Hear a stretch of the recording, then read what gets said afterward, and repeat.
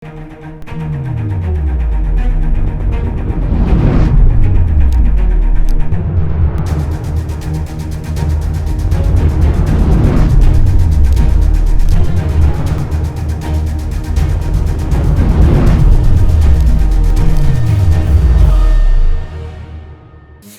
आदरणीय दर्शक, आज प्रतिपक्षी दलहरूको बैठक बसेर अध्यादेश फिर्ताको लागि अब महत्त्वपूर्ण र कडा कदम चाल्ने सरकारको विरुद्ध भनेर तीन दलका शीर्ष नेताहरू नेपाली कांग्रेसका सभापति शेरबहादुर देउवाले बोलाउनु भएको बैठकमा संसदमा प्रतिनिधित्व गर्ने दलहरूको बैठक भएको थियो र आजको यो बैठकमा राष्ट्रिय प्रजातन्त्र पार्टी पनि सहभागी थियो।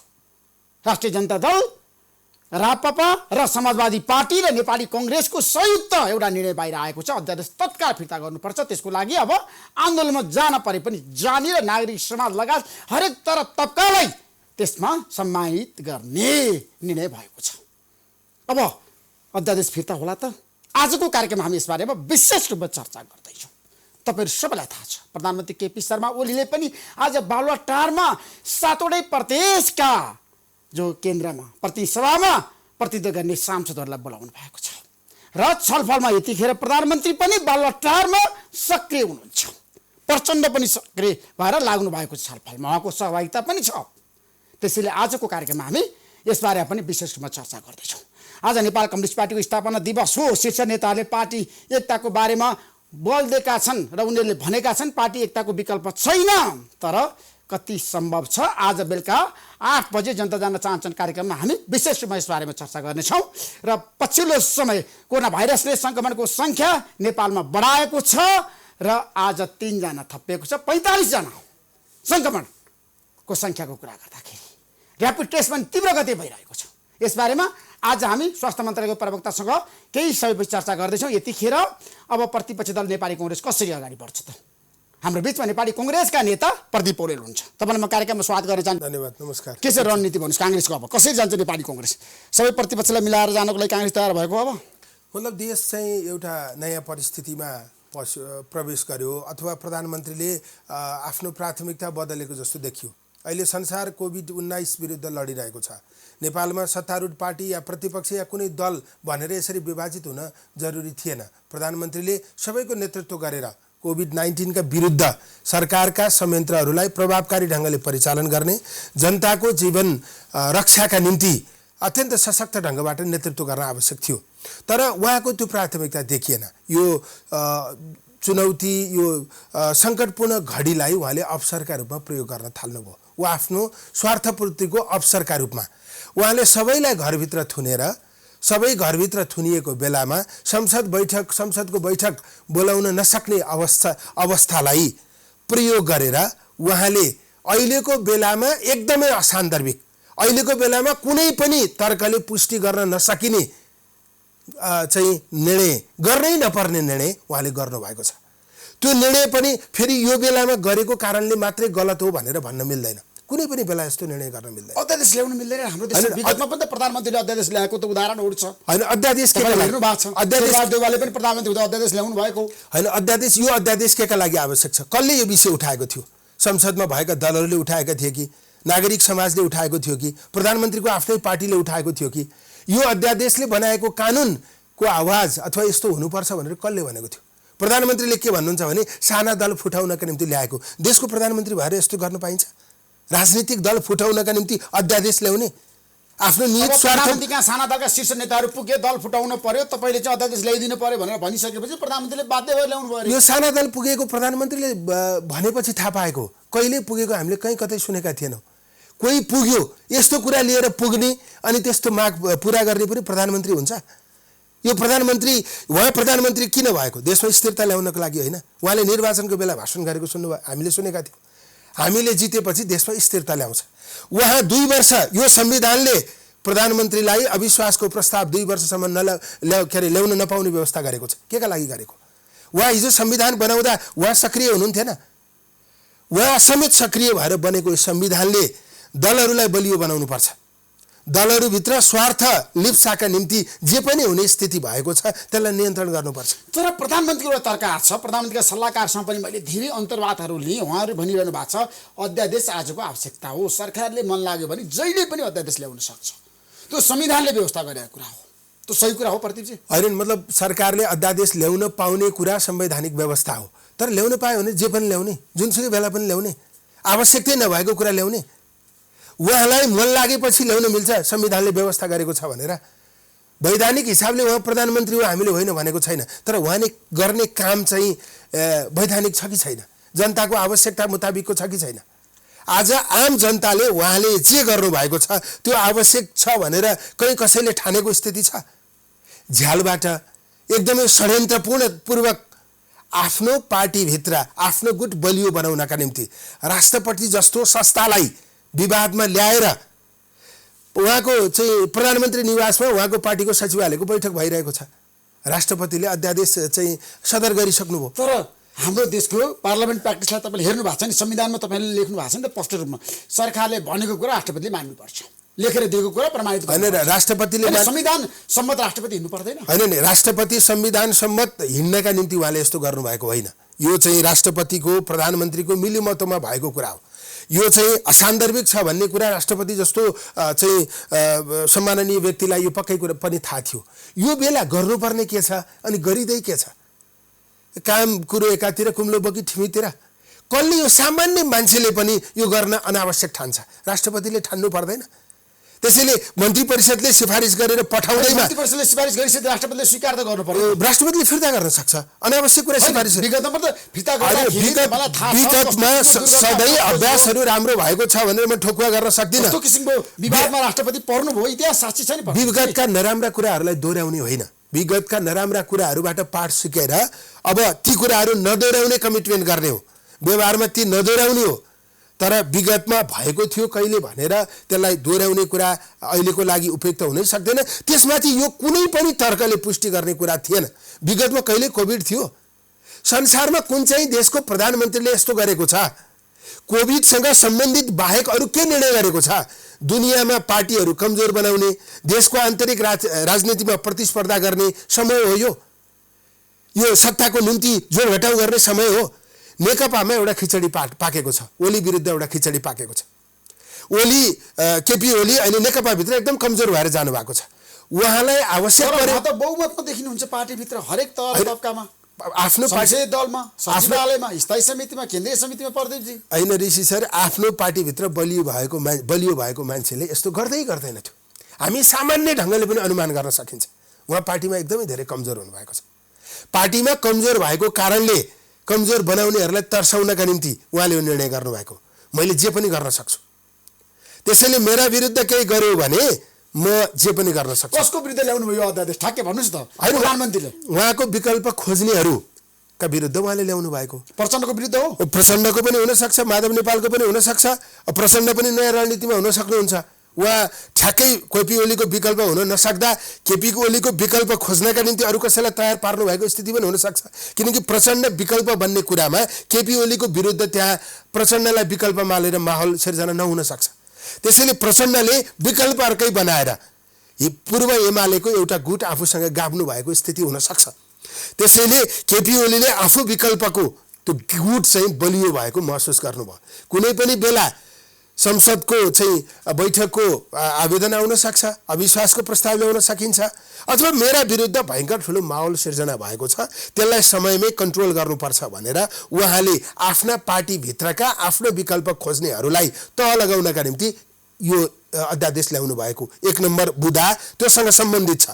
दोस्रो कुरा उहाँले के भन्नुभएको छ, अब आफ्नै पार्टीको सचिवालय बैठकमा त मेरा विरुद्ध तपाईँहरू सङ्गठित हुनुभयो, त्यसकारण मैले ल्याएको भन्न त मिलेन, मैले चाहिँ साना पार्टी फुटाउनको निम्ति ल्याएको। अब देशको प्रधानमन्त्रीले एउटा सत्तारूढ पार्टीको बैठकमा यस्तो तर्क गर्नुहुन्छ? पार्टीलाई फुटाउनको लागि होइन, नेपाल कम्युनिस्ट पार्टीभित्र आफ्ना विरोधीलाई सिद्ध्याउनको लागि यो अध्यादेश आएको हो। उहाँले एउटा तीर हान्नु भएको छ, एउटा बाण हान्नु भएको छ, त्यसले धेरैलाई लाग्न सक्छ। उहाँलाई पनि लाग्न सक्छ, उहाँका पार्टीभित्रका उहाँका विरोधीहरूलाई लाग्न सक्छ, साना पार्टीलाई लाग्न सक्छ। समग्र नेपालको राजनीतिमा अस्थिरता सिर्जना गर्ने काम नेपालको प्रधानमन्त्रीले, नेपालको सरकारले गरेको छ। नेपालमा अब राजनीतिक अस्थिरता, नेपालको लोकतन्त्रलाई धरापमा पार्ने काम केपी ओलीले गर्नुभएको छ। यो लोकतन्त्र विरुद्धको काम। अध्यादेश आउँदैमा हाम्रो देशमा लोकतन्त्र धरापमा पर्छ, सङ्कटमा पर्छ। मैले अघि नै भने कोरोना विरुद्ध लड्नका निम्ति अध्यादेश ल्याएको भए त्यो असान्दर्भिक हो भनेर कसैले भन्दैन थियो। अध्यादेशमा के उल्लेख छ? सरकारले अध्यादेश यति बेला बजेट पनि अध्यादेशबाट पास गर्नुपर्ने हुनसक्छ। सरकारी कतिपय निर्णयहरू चाहिँ कतिपय कानुनहरू अध्यादेशबाट पास गर्नुपर्ने हुनसक्छ। संविधानका कतिपय विषयहरू पनि अध्यादेश मार्फत परिमार्जन गर्नुपर्ने आवश्यकता हुनसक्छ। तर अध्यादेशभित्र के नियत लुकेको छ, के विषय त्यहाँभित्र समावेश गरिएको छ? त्यसैले केपी ओलीले यो निर्णय नेपालको लोकतन्त्र विरुद्धमा गर्नुभएको। उहाँ एउटा निरङ्कुश गन्तव्यतिर लम्कदै हुनुहुन्छ। उहाँको एउटा निरङ्कुश केन्द्र बनाएर आफूले देशलाई कन्ट्रोल गर्ने उहाँको अभिष्ट छ। त्यसमा सम्भव छ नेपाली राजनीतिमा? सम्भव छैन। लोकतन्त्र विरोधीहरू स्थायी शक्तिको रूपमा देखिन सक्छन्? सम्भव छैन, तर उहाँले त्यो सम्भव देख्नु भएको छ। सम्भव यस कारणले देख्नु भएको छ कि उहाँमा यति ठुलो दम्भ र अहङ्कार छ, आज सबैलाई कन्फिडेन्समा लिएर हिँड्नुपर्ने हो। म त शक्तिशाली प्रधानमन्त्री हो। अब प्रचण्डजीले के भन्नुभयो भने राजनीतिक संयन्त्र बनाऊ। राजनीतिक संयन्त्र हिजो संविधान निर्माण गर्ने बेलाको जस्तो बनाउन आवश्यक छैन। शीर्ष नेताहरूको सिन्डिकेट बनाएर त्यसले जे भन्यो त्यो मान्नुपर्छ भन्ने होइन, तर एउटा सल्लाहकार बढी त बनाउन सकिन्छ नि।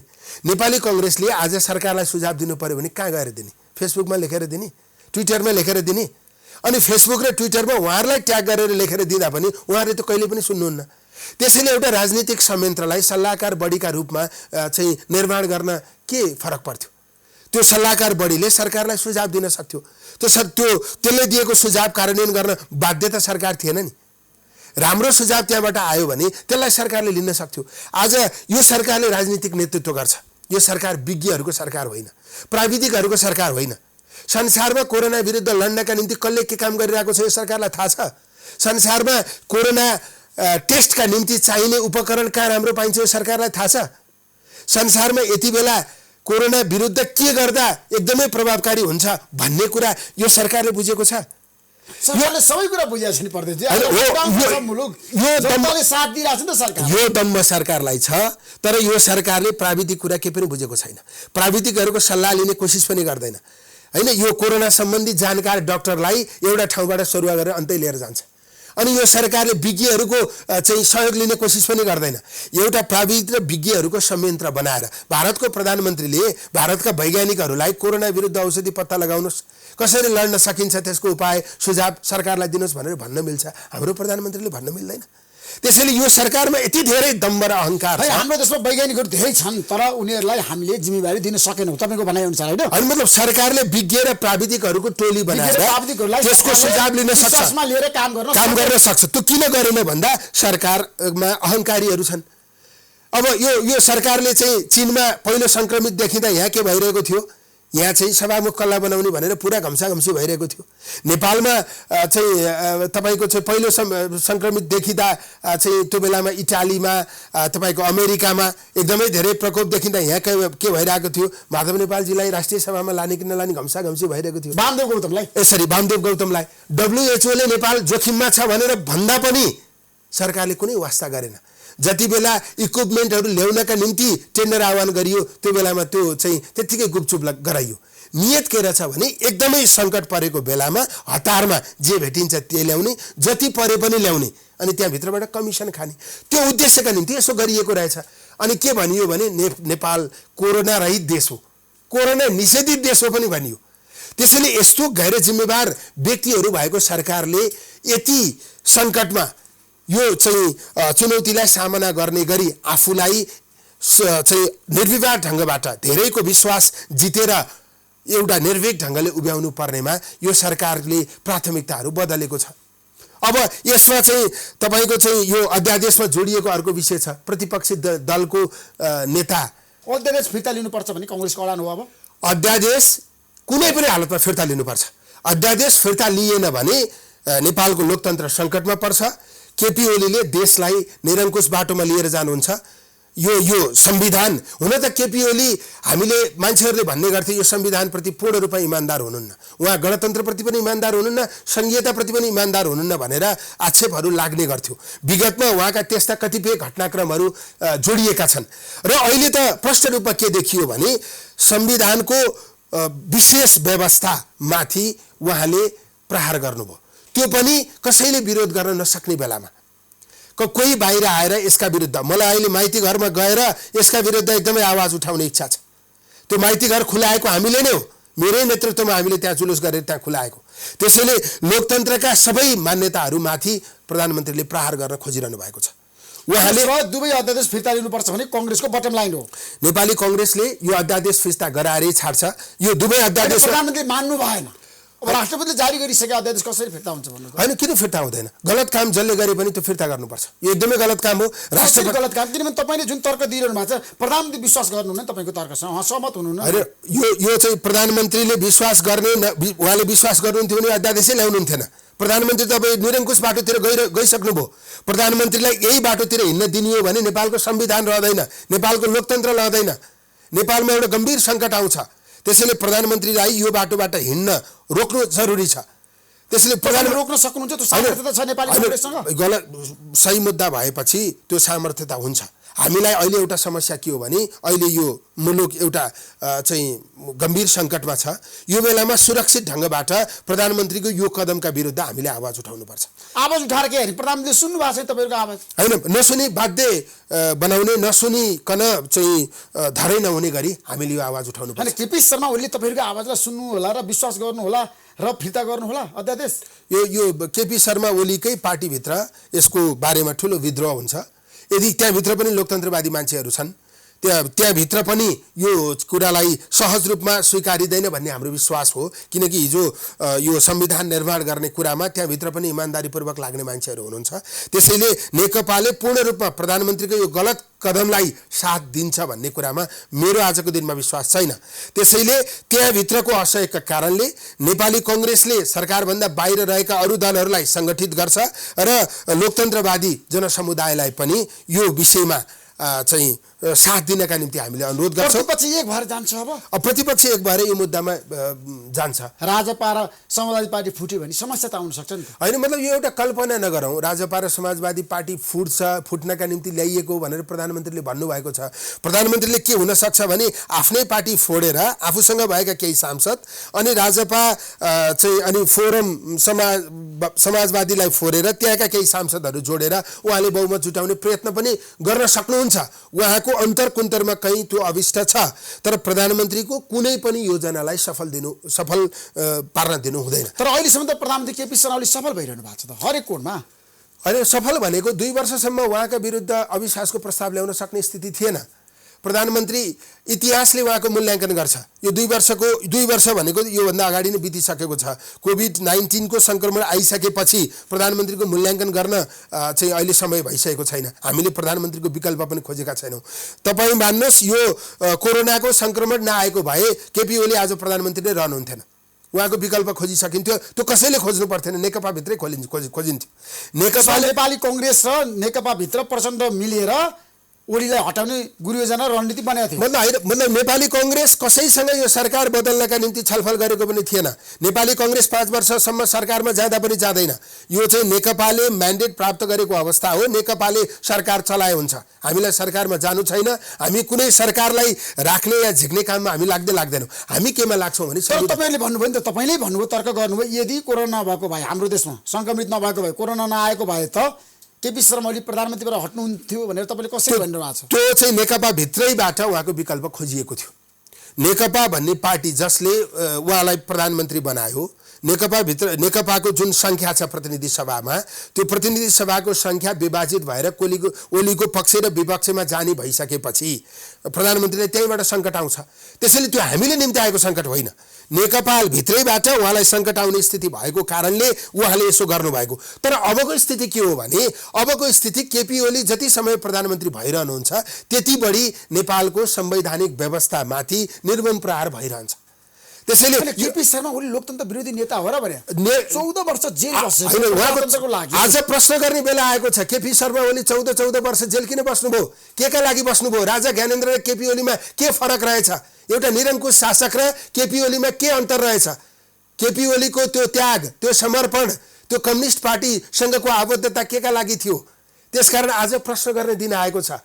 यो केपी ओली नेपालको प्रधानमन्त्री हुनुहुन्छ, उहाँ प्रधानमन्त्री हुने कुरामा वैधता छैन भन्ने हाम्रो भनाइ होइन, तर उहाँको सोचाइ, उहाँको आजको गतिविधि, उहाँको निर्दिष्ट लक्ष्य, अनुमानित लक्ष्य जस्तो देखिएको छ त्यो चाहिँ लोकतन्त्रको पक्षमा छैन, लोकतन्त्रको विरुद्धमा छ। त्यसैले उहाँले त अहिले के गर्न खोज्नु भएको छ भने जस्तै प्रतिपक्ष दलको नेता को छ, प्रतिपक्षमा को छ भनेर त्यो व्यवस्था गरिएको होइन नि। शक्ति सन्तुलन अथवा शक्ति पृथकीकरणको सिद्धान्तलाई आधार बनाएर त्यो व्यवस्था गरिएको। संवैधानिक नियुक्तिहरू एकलौटी नहुन्, संवैधानिक नियुक्तिमा कार्यकारी प्रमुखको छाया नदेखियोस्, कार्यकारी प्रमुखले जे मन लाग्छ त्यो गर्न नपाओस्। तर त्यो त्यस कारणले त्यो संवैधानिक परिषदमा प्रमुख प्रतिपक्षी दलको नेता रहने व्यवस्था गरिएको। अहिले के भनिन्छ, शेरबहादुर देउबा मिटिङमा जानु भएन, त्यसकारण उहाँ नभए पनि निर्णय गर्ने व्यवस्था गरिएको। मिटिङमा नगएको सूचना हामीले आजसम्म प्राप्त गरेका छैनौँ। होइन, कतिपय बैठकमा केपी शर्मा ओलीले निम्ता गर्दा गर्दै पनि शेरबहादुर देउबा नजानु भएको धेरै प्रमाणहरू छ। एउटा कुरा मलाई के छ भने केन्द्रीय कार्य समितिको बैठकको दिन उहाँलाई संवैधानिक परिषदको बैठकमा निम्ता गरिएको थियो, त्यो पनि अघिल्लो दिन खबर गरिएको थियो। मेरो केन्द्रीय कार्य समितिको बैठक छ, कुन महिनाको 4 गते हो मैले अहिले बिर्सेँ, केन्द्रीय कार्य समितिको बैठक छ, म आउन सक्दिनँ भनेर उहाँले जानकारी गराउनु भएको छ। त्यसैले यदि संवैधानिक परिषदको बैठकमा शेरबहादुर देउबा अनुपस्थित हुनुभएको हो भने राष्ट्रका नाममा कतिपटक चाहिँ केपी ओलीले सम्बोधन गर्नुभयो, कतिपटक उहाँले भाषण गर्नुभयो। प्रमुख प्रतिपक्षी दलको नेता संवैधानिक परिषदको बैठकमा बोलाउँदा पनि नआउनु भएको कारणले अब नियुक्ति गर्न गाह्रो भयो। संवैधानिक नियुक्ति उहाँले सार्वजनिक गर्न किन सक्नु भएन? त्यो कुरा गयो भनेर उहाँले भन्नु भएको छ नि, संविधान आयो भने नियुक्ति चाहिएन। मैले आजसम्म उहाँले सार्वजनिक नेतालाई अवगत गर्न खोज्नु भनेर धेरैले भनेका छन्। उहाँले आज निर्णय गरेपछि भन्नुभएको, योभन्दा अगाडि उहाँले त्यो कुरा किन भन्नु भएन? प्रतिपक्षी दलको नेता संवैधानिक परिषदको बैठकमा आउनु भएन, त्यसकारण मैले त्यसको विकल्प खोज्न बाध्य छु। उहाँले योभन्दा अगाडि किन भन्नु भएन? नआउनु भएको भागभण्डा खोज्नु पर्यो। भागभण्डा कहाँ खोज्नुभयो? प्रधानमन्त्रीजीले सार्वजनिक गर्नु पर्यो नि। प्रधानमन्त्रीले भन्नु भएको छ कतिपय नियुक्तिमा भागभण्डा खोज्यो कांग्रेस। एकदम गलत कुरा हो। भागभण्डा खोज्यो। कांग्रेसले निर्वाचन आयोग स्वतन्त्र हुनुपर्छ, निष्पक्ष हुनुपर्छ। कांग्रेसले सिफारिस गरेको मान्छे ल्याउनुपर्छ हाम्रो भन्ने भनाइ होइन, तर एमालेको कार्यकर्ता, नेकपा माओवादीको कार्यकर्तालाई निर्वाचन आयोगमा राख्ने होइन, संवैधानिक अङ्गहरूमा पार्टीको सदस्यता भएको व्यक्तिलाई राख्ने होइन। निष्पक्ष हुनुपर्छ भनेर हामीले भन्न पाउने कि नपाउने? कांग्रेसको सदस्यता लिएको, कांग्रेसको कुनै जिम्मेवारी लिएको मान्छेलाई राख्नुपर्छ भन्ने हाम्रो भनाइ होइन।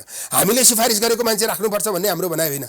विश्वविद्यालयका पदाधिकारीहरू हामीले भनेको मान्छे राख्नुपर्छ भनेको होइन, प्राज्ञिक मान्छे राख्नुपर्छ भनेर भनेको। निर्वाचन आयोगमा तपाईले हेर्नु भएको छ नि, कांग्रेसको नेतृत्वमा सरकार बन्दा फेरि भागभण्डा भएको संविधान नियुक्ति। कांग्रेसको नेतृत्वमा त्यसो भएको छ भने पनि त्यसलाई करेक्सन गर्नुपर्छ। अब करेक्सन गर्नुपर्छ। अहिले कुनै सच्चे मान्छेले नेपाली कांग्रेसको कार्यकर्ता कि त नेपाल कम्युनिस्ट पार्टीका कार्यकर्ताले संविधान नियुक्ति। नेपाली कांग्रेसको सिफारिसमा नेपालको राज्य संयन्त्रमा कुनै पनि व्यक्तिलाई नियुक्त गर्न पर्दैन।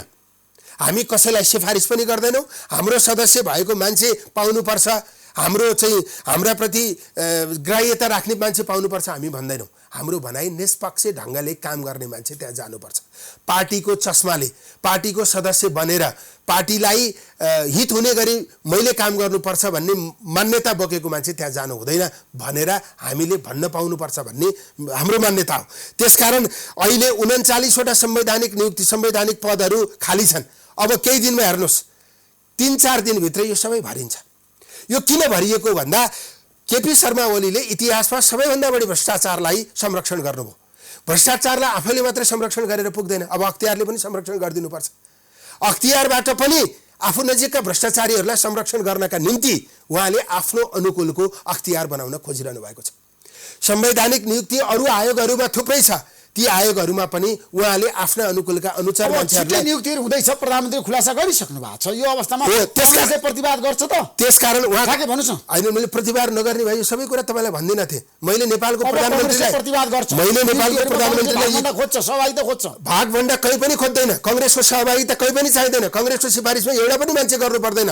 तर तपाईँले नेकपाका सदस्य भएको आधारमा नेकपाको सदस्य नै योग्यता हो भन्ने मानेर नियुक्ति गर्न पाउनुहुन्न। तपाईँको अख्तियार तपाईँमाथि पनि छानबिन गर्न सक्ने हैसियतको हुनुपर्छ। न्यायाधीशहरू नियुक्ति गर्दा, प्रधान न्यायाधीश नियुक्ति गर्दा अथवा नेपालको अदालतका क्षेत्रका कोही पनि मान्छे नियुक्ति गर्दा त्यसले न्याय सम्पादन गर्ने हैसियतको मान्छे नियुक्ति गर्नुपर्छ। तपाईँमाथि पनि छानबिन गर्ने हैसियतको मान्छे नियुक्ति हुनुपर्छ। शक्ति सन्तुलनको आधारमा देश चल्नुपर्छ। तपाईँ कार्यकारी प्रमुख हो, तपाईमाथि कसैले अंकुश लगाउन सक्दैन भन्ने व्यवस्था नेपालको कानुनमा नेपालको संविधानमा छैन। तपाईमाथि पनि अंकुश लाग्न सक्छ। त्यो किसिमको अंकुश लगाउन सक्ला अख्तियारले प्रधानमन्त्रीमाथि? हो, प्रधानमन्त्रीले त्यही चाहनु भएको छ।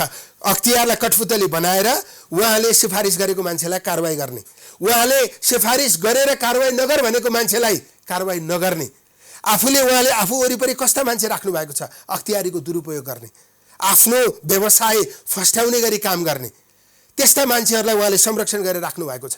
उहाँले भ्रष्टाचारका प्रकरणहरू थुप्रै आए। अहिले यति यो कोभिड-19 को समयमा पनि स्वास्थ्य सामग्री खरिद गर्दा अनियमितता देखियो।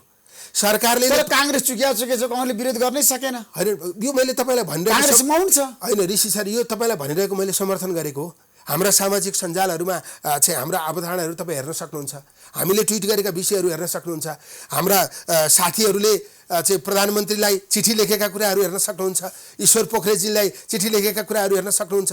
हामीले हाम्रा कुरा कहाँ गएर भन्ने जुलुस निकाल्न त सकिँदैन। त्यसकारण हामीले सुरुमा यो नेकपाले 2/3 हाराहारीमा जनमत प्राप्त गर्यो।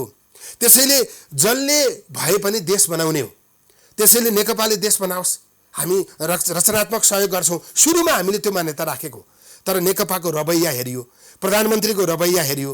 प्रधानमन्त्रीले सम्पूर्ण रूपमा भ्रष्टाचार सम्बन्धी कुनै केस आयो, उहाँले पहिल्यै त्यहाँ जोडिएका मान्छेहरूलाई त्यसमा प्रदीप उनीहरू तपाईहरु जुलुस निकाल्ने पक्षमा हो। अब अध्यादेश फिर्ताको लागि प्रधानमन्त्री दबाब दिनको लागि हामीले स्टेटमेन्ट दिएर हाम्रो पार्टीलाई पनि भनेका छौँ, सभापतिज्यूलाई पनि भनेका छौँ, तपाईँ सुरक्षित ढङ्गबाट बैठक बस्ने गरी बैठक आह्वान गर्नुहोस्। केन्द्रीय समितिको बैठक तपाईले भन्नु भएको छैन भनेका छौँ। केन्द्रीय कार्य समितिको बैठक तपाईले वक्तव्य निकाल्नु छ 11 जना हामीले बैठक वक्तव्य मार्फत भनेका छौँ। हाम्रो सभापतिज्यूलाई टेलिफोन मार्फत पनि हामी भन्छौँ र सभापतिज्यू बैठक बोलाउनुहोस्।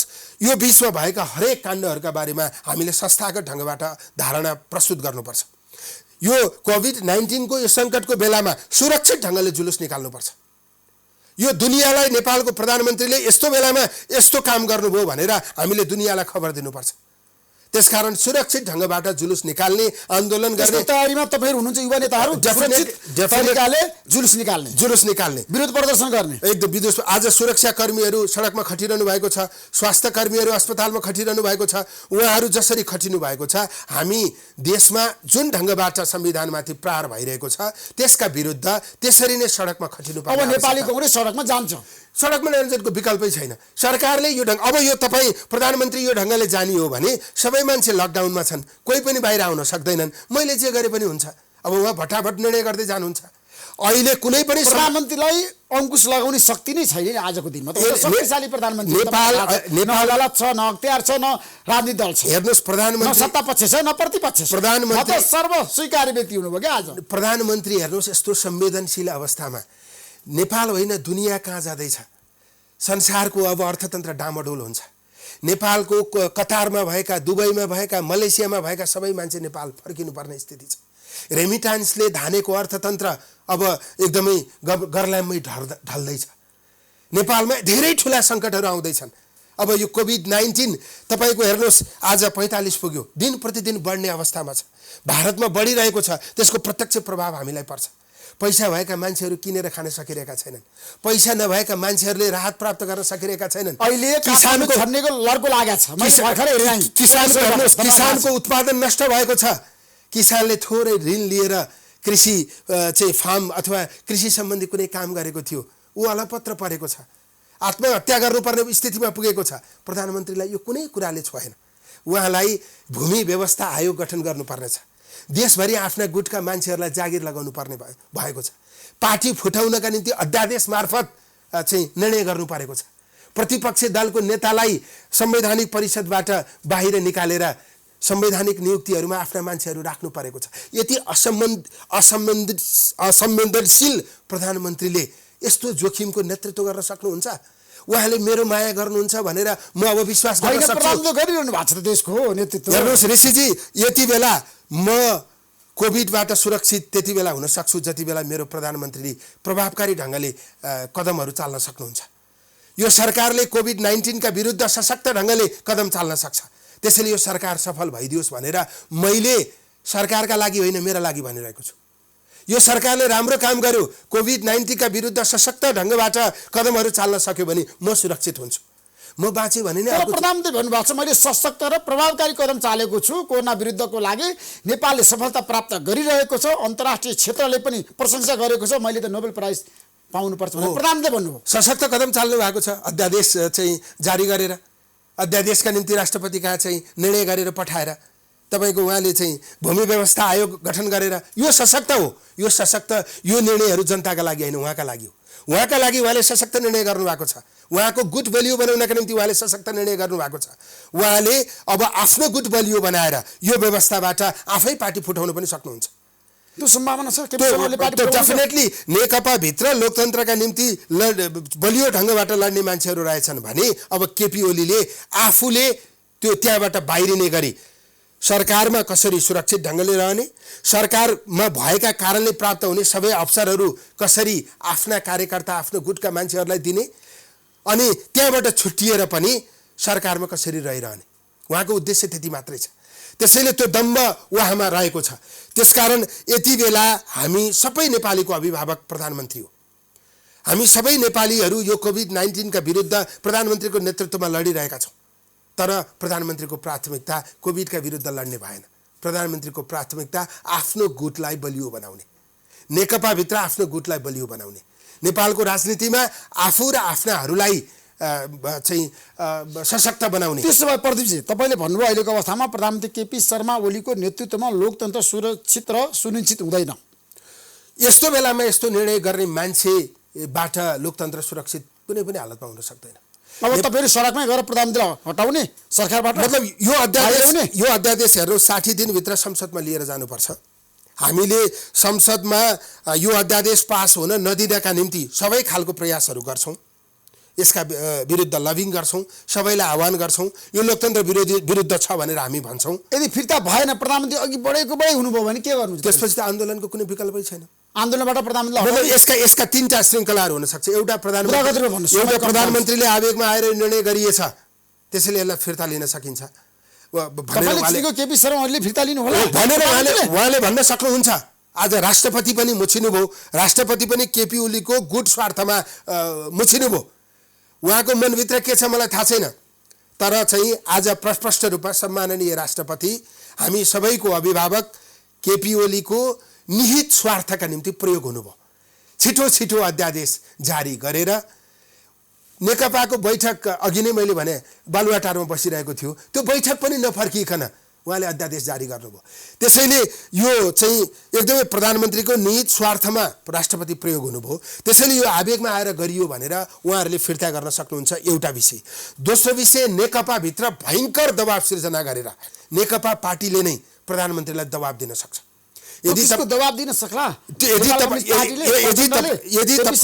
यदि तपाईले यो करेक्सन गर्नु भएन भने संसदमा नेकपाका सदस्य हामीले तपाईलाई साथ दिन सक्दैनौँ, तपाईको यो अध्यादेश फेल हुन्छ भनेर त्यही भित्रबाट दबाब दिने स्थिति भयो भने उहाँ त्यो अध्यादेश फिर्ता गर्न बाध्य हुनुहुन्छ। दोस्रो कुरा, तेस्रो कुरा, संसदमा पुगेपछि विपक्षी दलले त त्यसलाई असहयोग गर्छ अनि नेकपाका सदस्यहरू नेकपाका सदस्यहरूले पनि त्यसलाई यो राष्ट्रविरोधी छ भनेर फ्लोर क्रस गरेर चाहिँ त्यसका विरुद्ध उभिने एउटा अवस्था हुन सक्छ। अथवा त्यो सम्भव छैन, अथवा नेपाल कम्युनिस्ट पार्टीले चिन्नु भएको छ राम्रो, अथवा नेकपाका सदस्यहरूले संसदीय दलको बैठक माग गरेर उहाँहरूले संसदीय दलमा यदि तपाईँले फिर्ता लिनु भएन भने हामी संसदीय दलको नेताबाट तपाईँलाई हटाउँछौँ, उहाँहरूले त्यो पनि भन्न सक्नुहुन्छ। यो निर्णय हुन सक्छ। 1 2 3 4 यो चारवटै कुरा भएन भने पाँचौं कुरा के हो भने आन्दोलनबाट प्रधानमन्त्रीलाई हटाउनु, सुरक्षित ढङ्गबाट मास्क लगाएर तपाईको चाहिँ सेनिटाइजर चाहिँ अथवा चाहिँ साबुन नै तपाईको बोकेर माइती घरमा एउटा चाहिँ ट्याङ्की राखेर त्यही साबुन पानीले हात धोएर आन्दोलन गर्नुको कुनै विकल्प छैन। त्यो आन्दोलन कहिलेबाट सुरु हुन्छ? ठ्याक्कै जाँदै मैले भने नि यी पछि अघिल्ला विकल्पहरू कुनै पनि कामयाब भएनन् भने आन्दोलन गर्नुको कुनै पनि विकल्प छैन। युवा पुस्ता तयार छ कांग्रेसमा, युवा पुस्ता मात्रै नेपाली कांग्रेस तयार छ। नेपाली कांग्रेसको बुढा नेताहरू तयार छ, कांग्रेसको जुन मान्यता अब पनि तयार नहुने भएनन् भने अब त लोकतन्त्र चिनेको नेता अब पनि तयार नहुने हो भने लोकतन्त्रको विसर्जन गर्ने प्रक्रियाको साँची हुनु बाहेक अर्को कुनै विकल्प कांग्रेसलाई पनि विघटन गर्दै हुन्छ हैन। त्यो त विकल्प, यो लोकतन्त्र समाप्तिको यो प्रक्रियाको साँची हुने हामी साँच्चै हुन तयार हुनु सक्छौँ। त्यसैले तयार हुनुभयो भने एकदम त्यो तयार हुनै सक्दैन। नेपाली कांग्रेसले त्यसका विरुद्ध आन्दोलनै गर्छ, आन्दोलन गर्छ होइन? एकदम आन्दोलन गर्छ। नेपाली त्यसै युवा पुस्ता तयार भएर लाग्यो। नेपाली कांग्रेस सशक्त ढङ्गबाट अगाडि बढ्छ। थ्याङ्क यू सो मच प्रदीपजी, हजुर, यो महत्त्वपूर्ण समय दिनुभयो। तपाईँलाई म धेरै धेरै धन्यवाद दिन चाहन्छु।